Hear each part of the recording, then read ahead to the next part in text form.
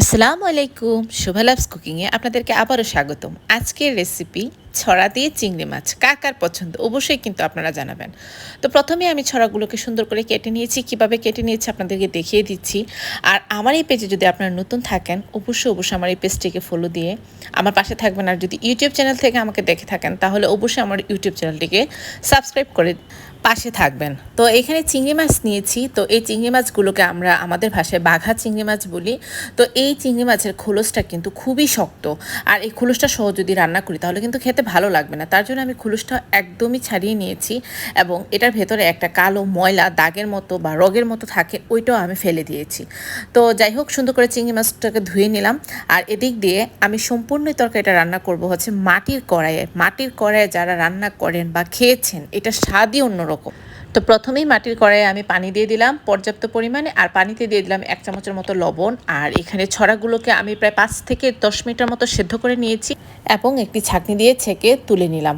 এখন কড়াইটাতে দিয়ে দিলাম পর্যাপ্ত পরিমাণে পেঁয়াজের কুচি, দিয়ে দিলাম পর্যাপ্ত পরিমাণে তেল। তেলটা আপনাদের উপর ডিপেন্ড করবে আপনারা কে কতটুকু খান। তো এখানে দিয়ে দিলাম 1 চামচের মতো লবণ দিয়ে পেঁয়াজটাকে ভালো করে ভেজে নিচ্ছি।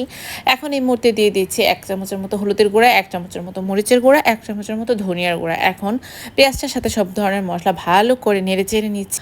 এই মুহূর্তে দিয়ে দেবো চিংড়ি মাছগুলো। তো চিংড়ি মাছটা আমি এই মশলাটার সাথে ভালো করে মিশিয়ে প্রায় 5 মিনিটের মতো কষিয়ে নেব। কষিয়ে নিলে কিন্তু খেতে খুবই ভালো লাগে। আর এখানে একটু পানি অ্যাড করে দিলাম যেন মশলাটা পুড়ে না যায়। আর এই মুহূর্তে দিয়ে দিলাম হচ্ছে জিরের গুঁড়া। জিরের গুঁড়াটা আমি বেশি দিইনি, প্রায় আধা চামচের মতো দিয়েছি। তো সবগুলো মশলা আমি সুন্দর করে নেড়ে চেড়ে নিলাম এবং যখন তেল ছেড়ে দিয়েছে এই মুহূর্তে দিয়ে দিলাম ছড়া।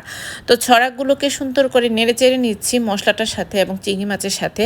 তো এখানে আমি 5 থেকে 6 মিনিটের মতো মশলাটার সাথে কষিয়ে পানি দিয়ে দেব। তো এখানে আমি 2 গ্লাসের মতো পানি দিয়েছি, আমি যেহেতু একটু ঝোল রাখবো তাই। তো পানিটা দিয়ে আমি একদমই ঢাকনি দিয়ে ঢেকে রান্না করব 5 থেকে 10 বা 15 মিনিটের মতো। যেহেতু এটা মাটির কড়াই কিন্তু আসলে অনেকক্ষণ রান্না করা লাগে না, এটা কিন্তু খুব তাড়াতাড়ি সেদ্ধ হয়ে যায়। আর বিশ্বাস করেন মাটির কড়াইয়ের রান্নাই বেস্ট, খুবই খুবই মজা। যারা রান্না করেছেন খেয়েছেন তা সেসব আপুরে বলতে পারবে।